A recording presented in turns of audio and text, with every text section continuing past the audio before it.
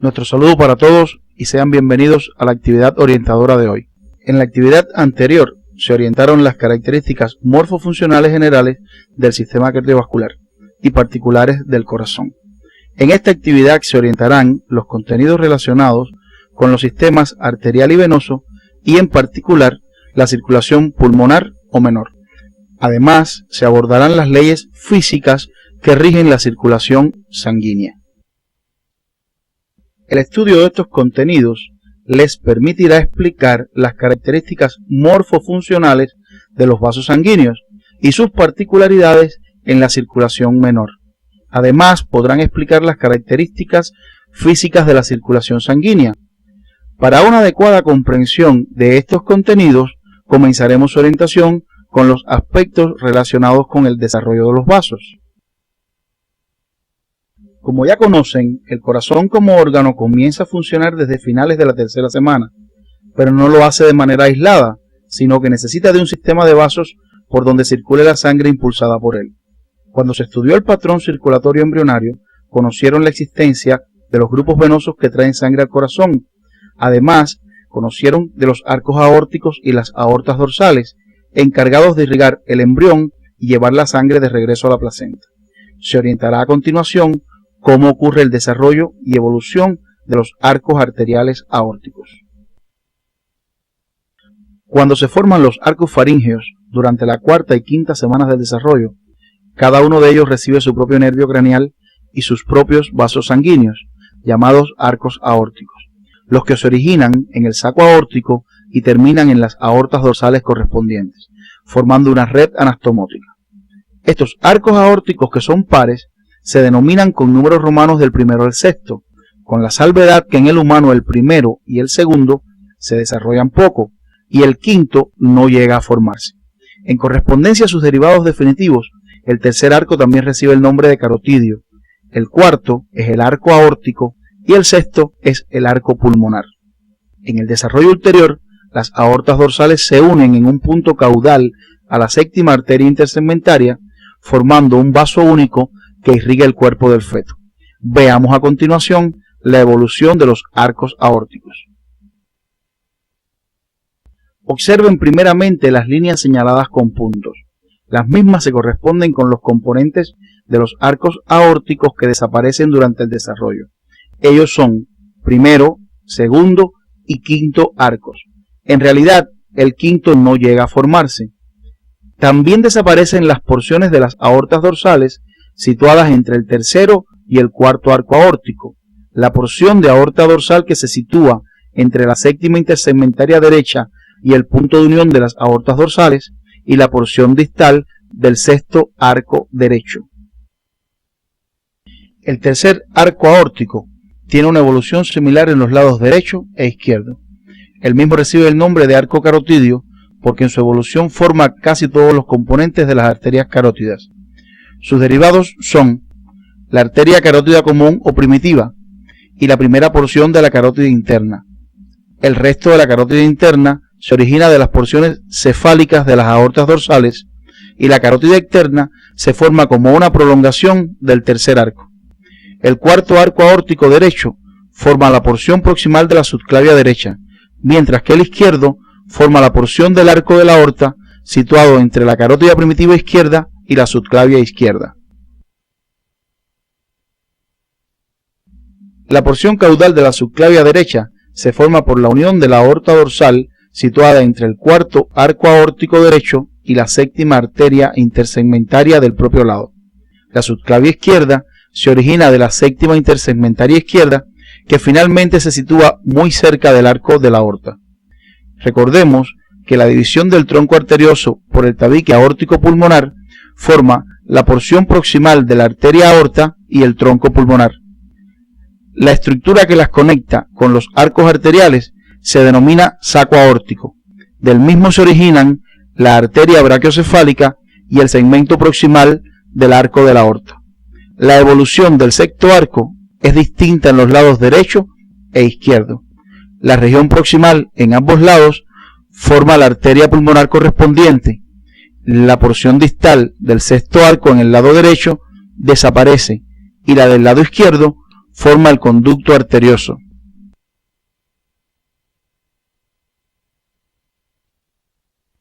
La aorta dorsal, situada por debajo de la subclavia izquierda, forma la aorta descendente.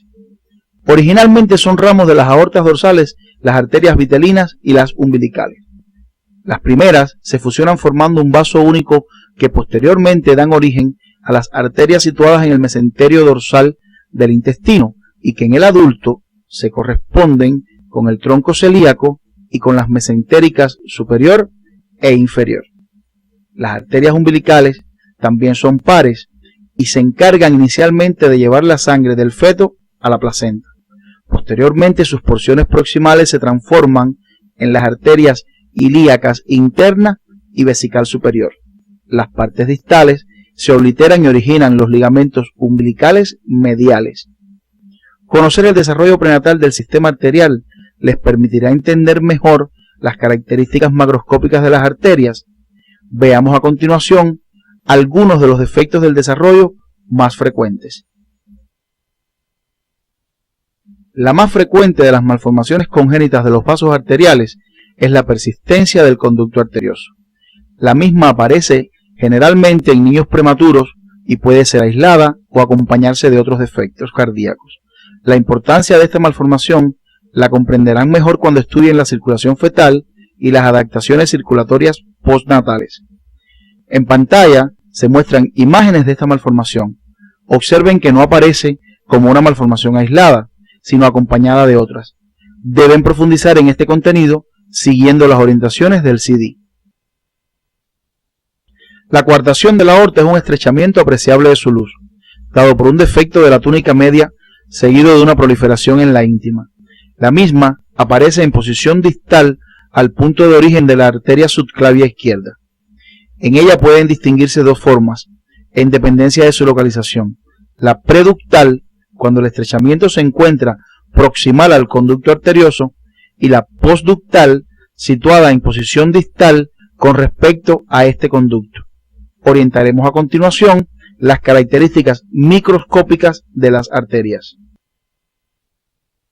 Las arterias, al igual que el corazón, son tubulares y para comprender su estructura es necesario aplicar el modelo de órgano tubular ya conocido por ustedes. Siguiendo este modelo, las arterias presentan en su pared tres capas: una interna, denominada íntima, que consta de un revestimiento endotelial, un subendotelio y una membrana elástica interna constituida por fibras elásticas; una media, constituida por músculo liso dispuesto en espiral, fibras elásticas y colágenas en proporción variable; y una externa, la adventicia, constituida por tejido conjuntivo principalmente. En este tejido se localiza un sistema de vasos llamado vasa vasorum que irriga sus paredes. Las arterias, según su diámetro, se clasifican en arterias de gran calibre, arterias de mediano calibre y arterias de pequeño calibre. Teniendo en cuenta sus características estructurales, se clasifican en arterias elásticas, arterias musculares y arterias mioelásticas. A continuación, analizaremos las características estructurales de los diferentes tipos de arterias, para lo cual se aplicará el modelo descrito anteriormente. Las arterias de gran calibre o arterias elásticas tienen un color amarillento en estado fresco. Microscópicamente presentan una túnica íntima con su endotelio de revestimiento, un subendotelio y una membrana elástica interna, la cual es difícil de observar. La túnica media es la más gruesa. Está formada por una serie de láminas elásticas perforadas, organizadas concéntricamente. Entre las láminas elásticas hay fibras musculares lisas, fibras colágenas y sustancia fundamental amorfa. La adventicia es de tejido conectivo y está poco desarrollada en estas arterias. La función de estas arterias es la de conducir la sangre a altas presiones y hacer uniforme el flujo sanguíneo. En las arterias musculares o de mediano calibre, la túnica íntima consiste en un endotelio similar al de las arterias elásticas, con una membrana basal delgada y una escasa capa subendotelial de tejido conectivo. Su membrana elástica interna es prominente y fenestrada. Por su parte, la capa media es principalmente muscular, constituida por fibras musculares lisas dispuestas en espiral, rodeadas por una membrana basal y fibras colágenas, las cuales están entremezcladas con fibras elásticas y sustancia intercelular amorfa, principalmente elastina. Más externamente, esta capa presenta una membrana elástica externa. La adventicia es una capa gruesa, contiene haces de colágeno y fibras elásticas, fibroblastos, adipocitos y escasas fibras musculares lisas. Esta capa posee la vasa vasorum, linfáticos y fibras nerviosas, los cuales penetran hasta el tercio externo de la túnica media. En esta imagen están observando a mayor aumento la pared de una arteria muscular. Observen en ella la membrana elástica interna formando parte de la íntima. Fíjense en la capa media o muscular, la cual alcanza gran grosor en este tipo de arterias, y además pueden observar la membrana elástica externa. Las arterias musculares distribuyen el flujo de sangre a los diversos órganos, contrayendo o relajando las fibras musculares lisas de su capa media, por lo que se les conoce también como distribuidoras. Las arterias de pequeño calibre son vasos que presentan una túnica íntima donde se destaca la presencia de una membrana elástica interna. La media presenta varias capas de células musculares lisas y la adventicia es delgada y poco desarrollada. Por su parte, las arteriolas son vasos que se distinguen de las arterias de pequeño calibre por el gran desarrollo de su capa muscular o túnica media. La membrana elástica interna puede o no estar presente. Estos vasos regulan el flujo sanguíneo hacia los lechos capilares por contracción de las fibras musculares lisas de su capa media. Los capilares son tubos endoteliales muy finos, de paredes delgadas que se anastomosan, cuya función es permitir el intercambio de sustancias entre la sangre y el líquido intersticial. A pesar de su delgada pared, en un capilar sanguíneo se distinguen dos capas, una interna o íntima, constituida por una capa de células endoteliales que descansan en la membrana basal y los pericitos o células adventicias, y una externa de tejido conjuntivo. Según las características estructurales del endotelio y la lámina basal, al microscopio electrónico se observan tres tipos de capilares: continuos o tipo 1, fenestrados o tipo 2 y discontinuos o sinusoides. En los capilares continuos o tipo 1, el endotelio y la membrana basal son continuos. En los capilares fenestrados, los endoteliocitos poseen un citoplasma atenuado que muestra aberturas circulares denominadas fenestras, las que están cerradas por un diafragma, y la membrana basal es continua. Los capilares tipo 3 o sinusoides son vasos con una trayectoria tortuosa, de paredes finas y calibre regular. Sus células endoteliales forman una capa discontinua y están separadas unas de otras por pequeños espacios, y la membrana basal puede ser discontinua o estar ausente. Estos últimos se encuentran en el hígado, el vaso y la médula ósea. En la imagen se observa una microfotografía electrónica de un corte transversal de un capilar continuo, donde se puede apreciar el endotelio con su membrana basal. Estos capilares se encuentran en el músculo, los pulmones y el sistema nervioso central, entre otras estructuras.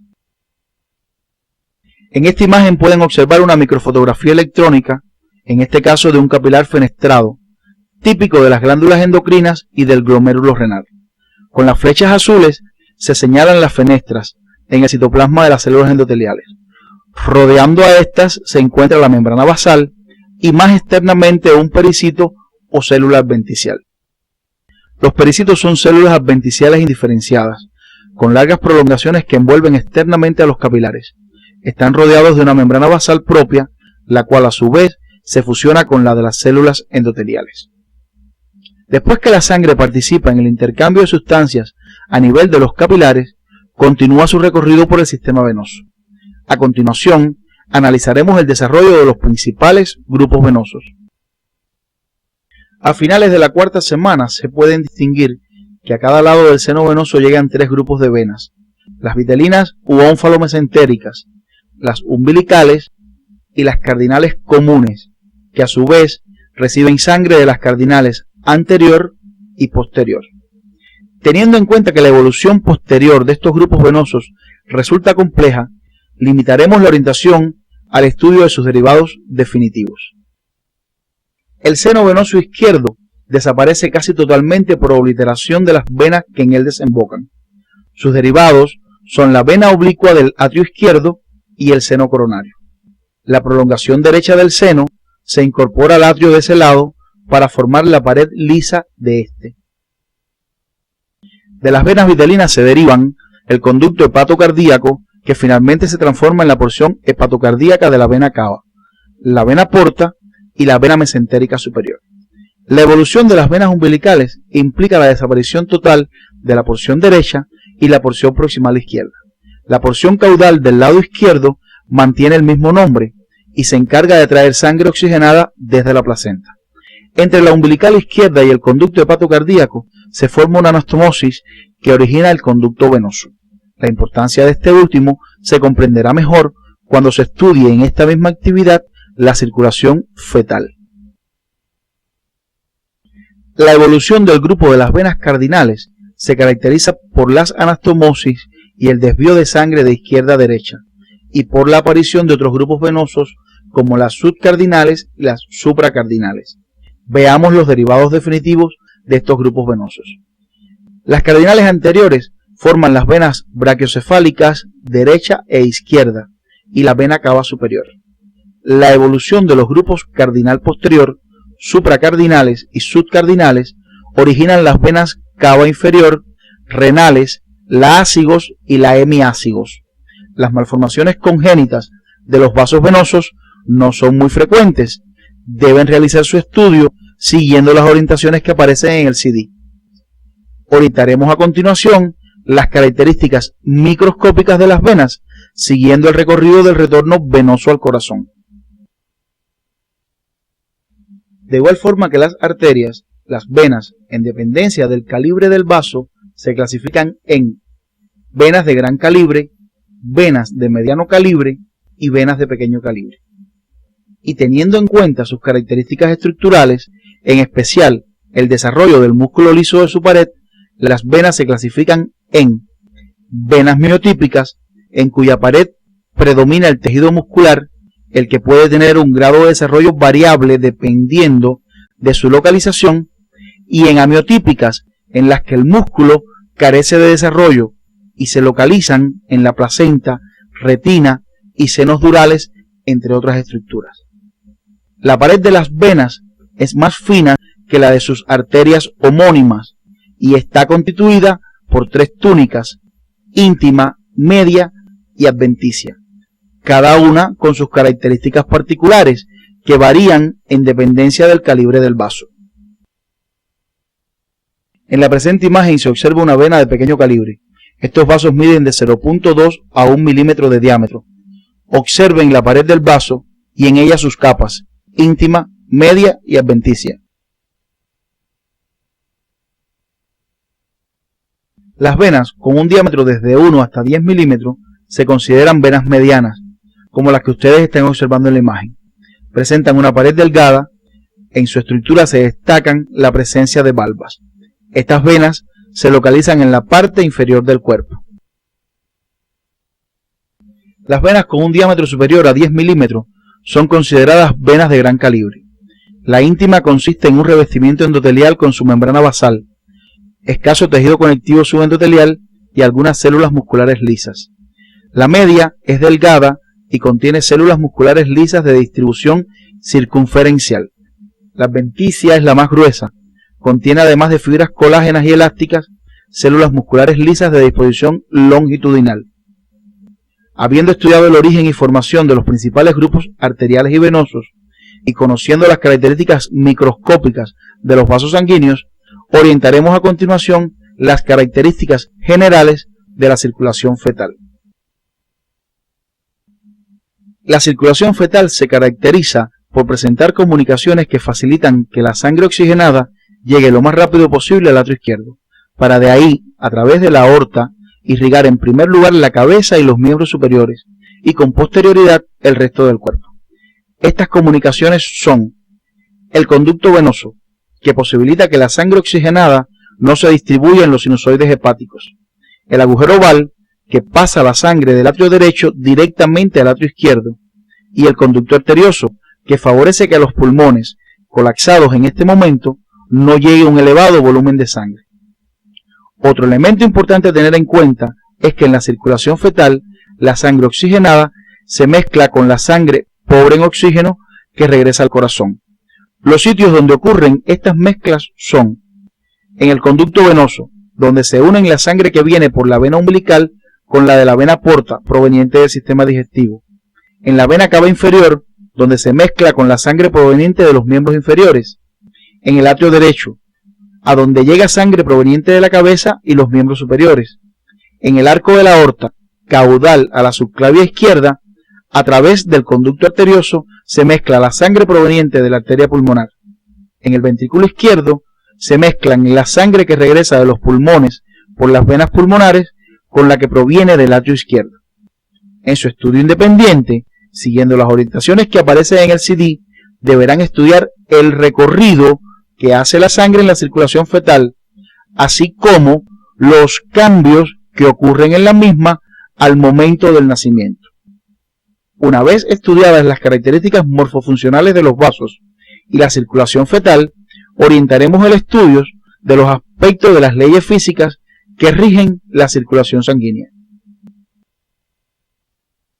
Para abordar el estudio de la circulación de la sangre, deben tener en cuenta que ésta es, en esencia, un fluido que se desplaza a través de un sistema de conductos, por lo que se subordina a una serie de leyes físicas que rigen o gobiernan dicha circulación y en su conjunto se conocen con el nombre de hemodinámica. A continuación, debemos abordar el estudio de algunos aspectos fundamentales de dichas leyes.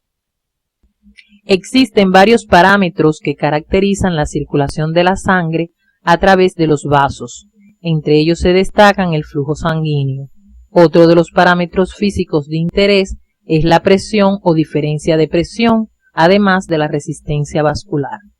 El flujo sanguíneo es la cantidad de sangre que pasa por un punto de un vaso o de la circulación en la unidad de tiempo. Generalmente se expresa en mililitros por minuto. La diferencia de presión es la diferencia de presión de la sangre existentes entre dos puntos de un vaso o de la circulación y representa la fuerza que mueve a la sangre. Se expresa en milímetros de mercurio. La resistencia vascular es la fuerza que oponen los vasos a la circulación de la sangre o al flujo sanguíneo.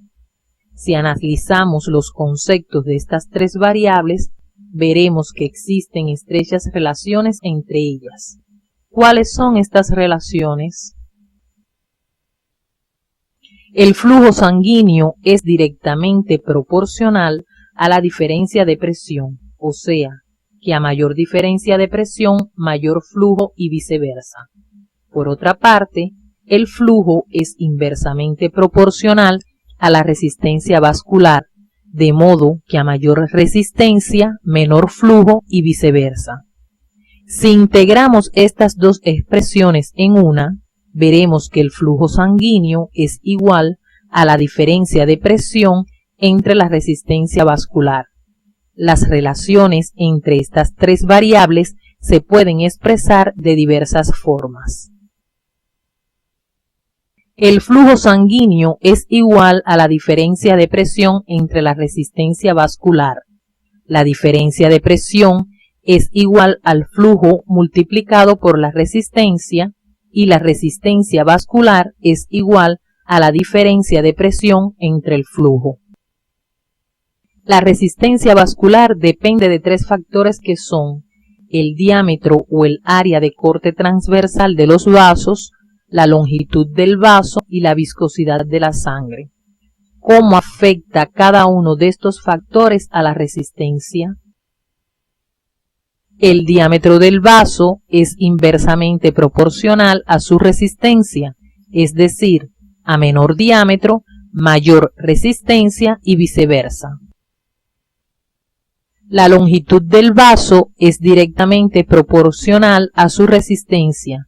A mayor longitud, mayor resistencia y a menor longitud, menor resistencia. El tercer factor de los que depende la resistencia vascular es la viscosidad de la sangre.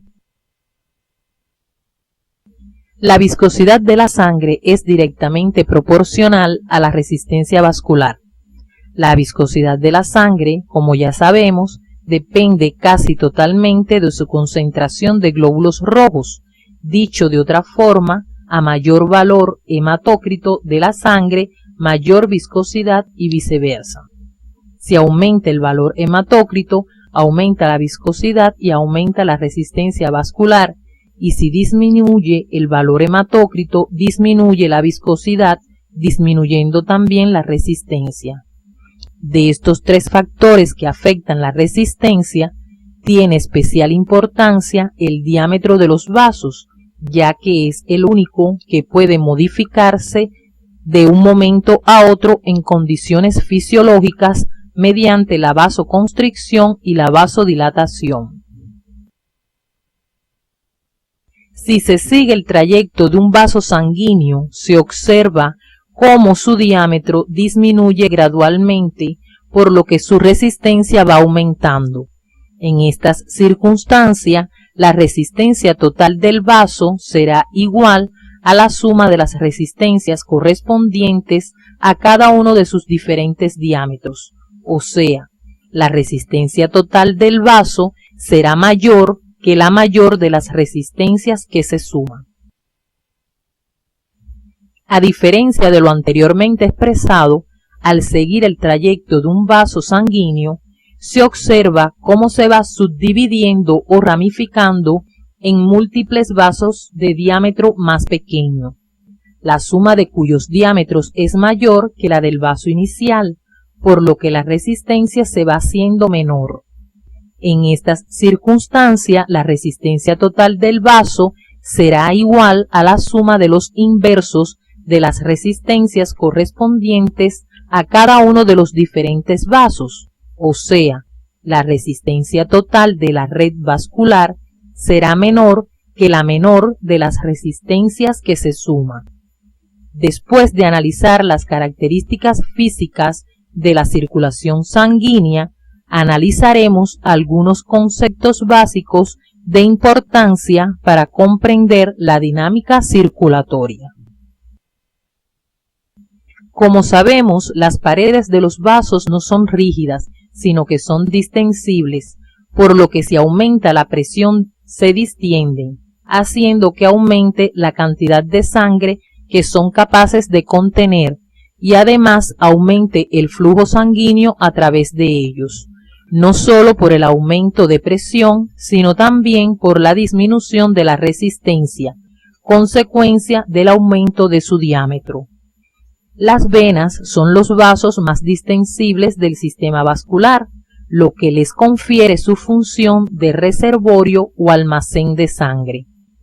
De la distensibilidad de los vasos deriva el concepto de adaptabilidad vascular o capacitancia vascular que orientaremos a continuación.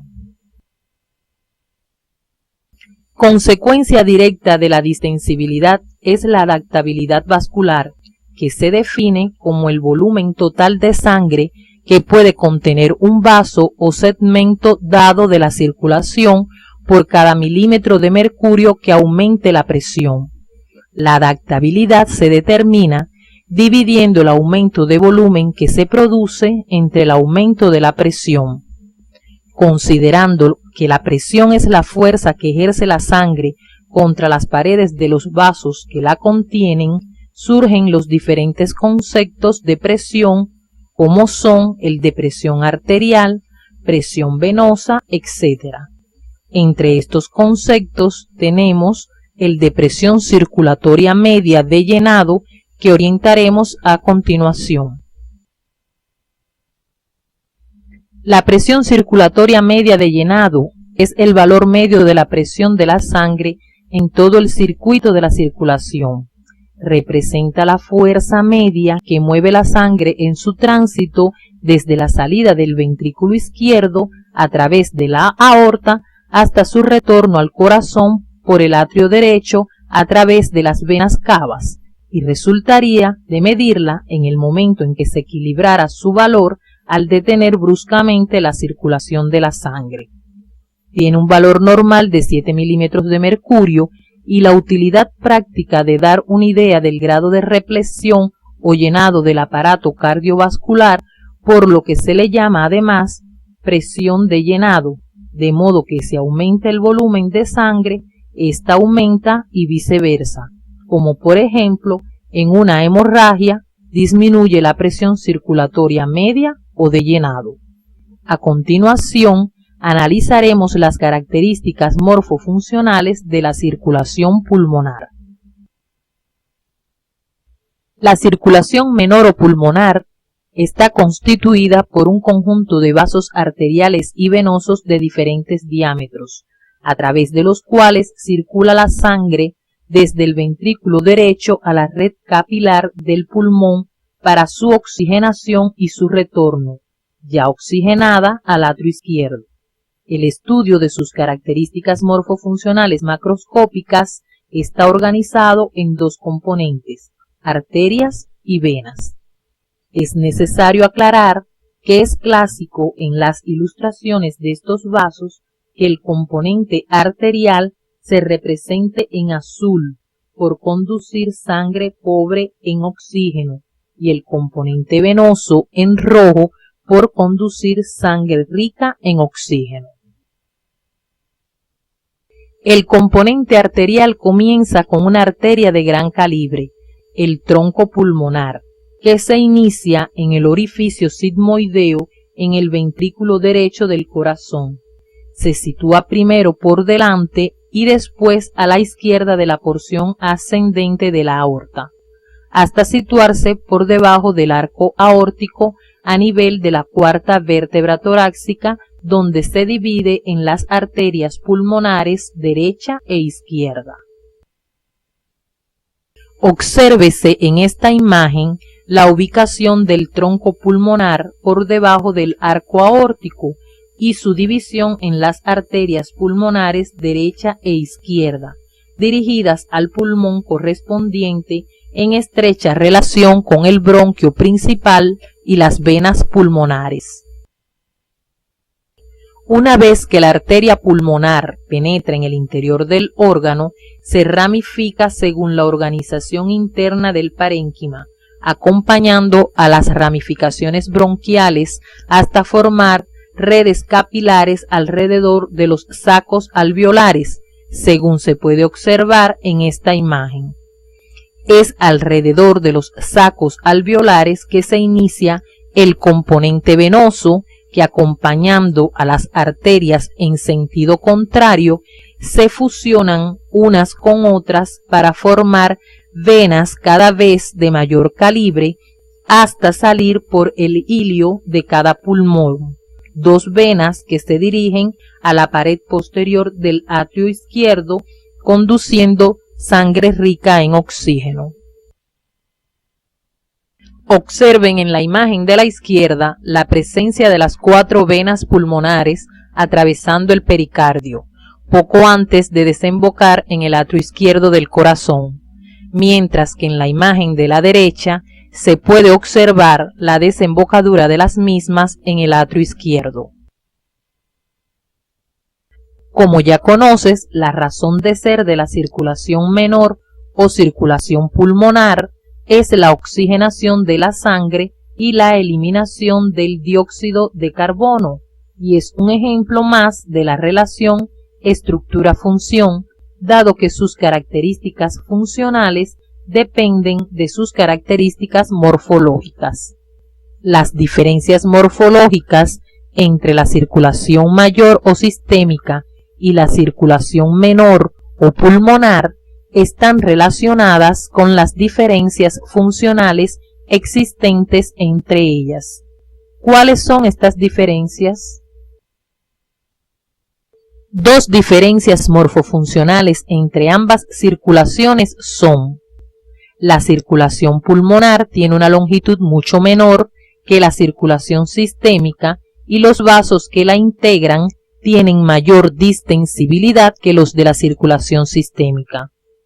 La combinación de estos factores determina que la circulación pulmonar tenga una baja resistencia vascular y una gran distensibilidad, por lo que puede funcionar a bajas presiones. En la imagen se muestra una gráfica representativa de las presiones normales de la circulación pulmonar.